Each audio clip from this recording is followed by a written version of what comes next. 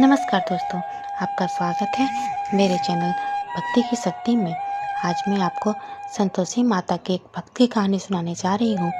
शुक्रवार के दिन संतोषी माता का जन्म हुआ था, इसलिए भक्त शुक्रवार को संतोषी माता की पूजा अर्चना करते हैं।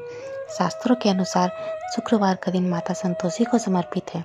इस दिन माँ संतोषी की पूजन करना बहुत ही शुभ माना जाता है।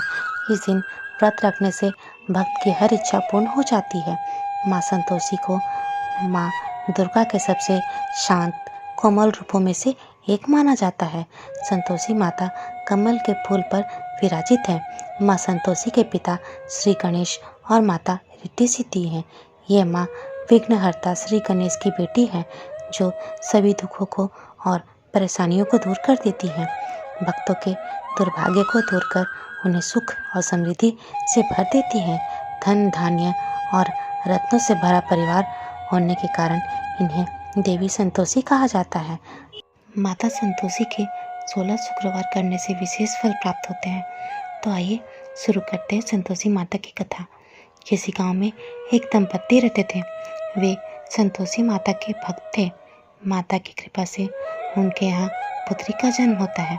उन्होंने अपनी पुत्री का नाम अपनी ही आराध्य देवी संतोषी के नाम पर संतोषी रखा था। अपनी माता और पिता की तरह संतोषी भी माता की भक्ति किया करती थी।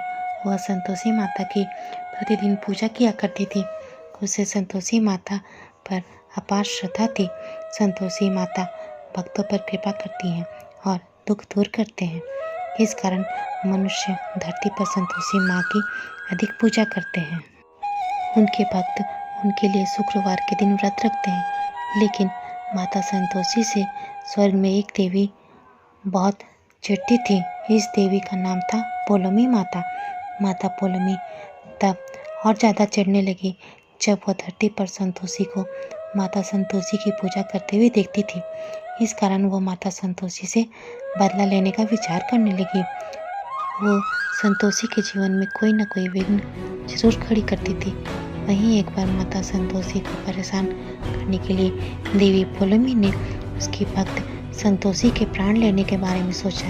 लेकिन ब्रह्मा जी ने जो जीवन पोथी बनाई थी उसमें संतोषी की उम्र बहुत ज़्यादा लिखी हुई थी। यही कारण था कि यमराज संतोषी के प्राण नहीं ले सकते थे। यह देख पोलोमी देवी ने एक षड्यंत्र रचा। उन्होंने दीमक राज को डराया और जीवन पोथी से संतोषी के जीवन के कागज को खत्म करने को कहा। अपनी जान बचाने के लिए दीमक राज ने वही किया जैसा माता पोलोमी ने कहा था। जब यमराज ने देखा कि संतोषी का जीवन समाप्त हो गया है तो उसके प्राण लेने चले गए। जब यह बात संतोषी माता को पता चली तो वह अत्यंत क्रोधित हुई। इसी बीच वहाँ नारद मुनि आ गए। माता संतोषी ने कहा, जरूर यह कोई षड्यंत्र है, संतोषी की अकाल मृत्यु नहीं लिखी है। तब नारद मुनि ब्रह्मदेव के पास गए और बात का पता लगाने की कोशिश की। इस बीच माता संतोषी खुद अपनी भक्त के लिए तपस्या करने लगी। इस तपस्या के कारण पूरे देवलोक में तूफान आ गया और सभी देवी देवता माता संतोषी के समक्ष आ जाते हैं। सभी माता से प्रार्थना करने लगते हैं कि वे इस तपस्या को समाप्त करें। तब सभी बातों का पता कर ब्रह्मदेव वहाँ आ जाते हैं। यह सब देख वो यमराज को बुलाते हैं और वो यमराज को कहते हैं, संतोषी का जीवन अभी बाकी है तो उसके प्राण क्यों लिए गए? यमराज ने कहा, उन्होंने जीवन पोथी के अनुसार ही काम किया है। जब दीमक राज से पूछा गया तब उन्होंने देवी के कपट के बारे में बताया। यह सब सुनकर संतोषी के प्राणों को लौटा दिया गया। संतोषी मृतशैया से अग्नि के पूर्व ही खड़ी हो जाती है।